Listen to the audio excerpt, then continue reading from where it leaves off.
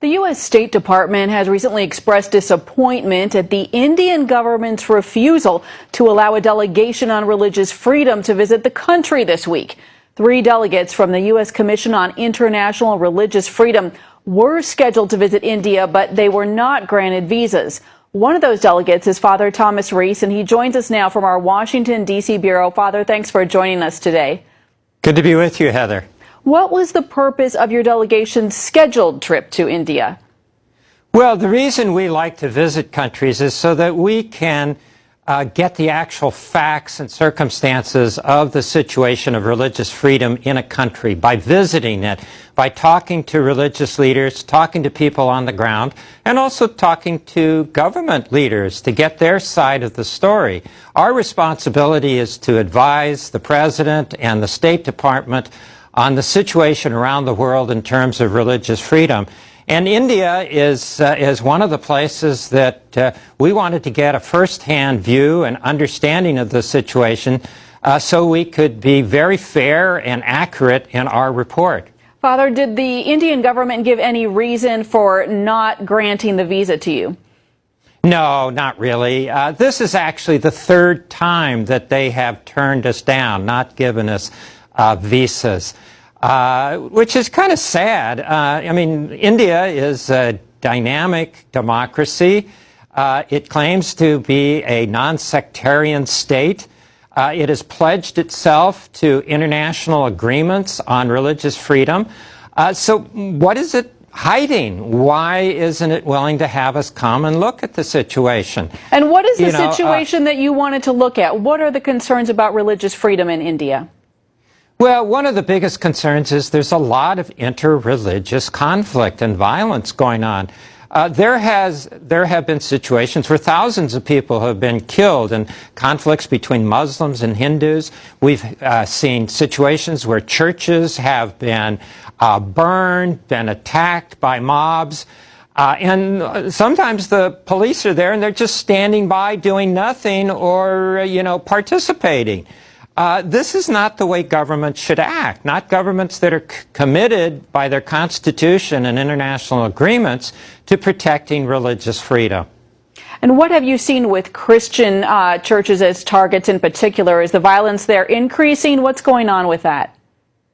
Well, what's most disconcerting is that recently there's been a lot of Hindu nationalist groups that have been pushing an all Hindu India agenda, basically telling Christians go to Europe. India is only for Hindus. Telling Muslims go to Pakistan. And so we've seen that kind of atmosphere, that kind of rhetoric encouraging radicals to attack churches, to disrupt religious services, to actually injure and rape people who, Christians and others who, don't follow the same faith they do. This is just terribly unacceptable. And some of these groups, frankly, are groups that support the party of Modi, and he needs to speak out against it. He needs to condemn it. And not just in English to the international press, he needs to do it to his own followers in the local languages that they understand. What is your hope at this point going forward? You have not received visas. You've applied multiple times. What's the plan now? Well, our plan is to do our report to the best ability that we can.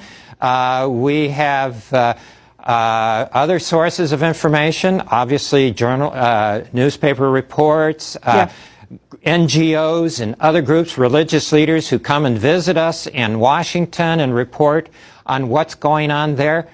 We would have liked to have had firsthand personal contact with Indian people in their country and with their government and their religious leaders. But, we're going to do the best we can with our report, lacking that personal contact. All right, and Father, can you tell us a little bit more about these radical Hindus and their attacks on churches? I know our audience is especially interested in that. Well, it's really bad. One of the things, for example, is that, for example, if a Hindu decides he wants to become a Christian, okay, under international agreements and any concept of religious freedom, a person should be able to follow their conscience, to either change their faith or keep their faith, whatever they want. But they're stirring up trouble frequently by saying, oh no, these people are being forced to become Christians, which is utter nonsense. And then so that riles up mobs and crowds to attack Christian churches and Christian ministers. This is the kind of thing that we're very concerned about. All right, Father Thomas Reese, a lot going on, a lot to pray about. Thanks for joining us.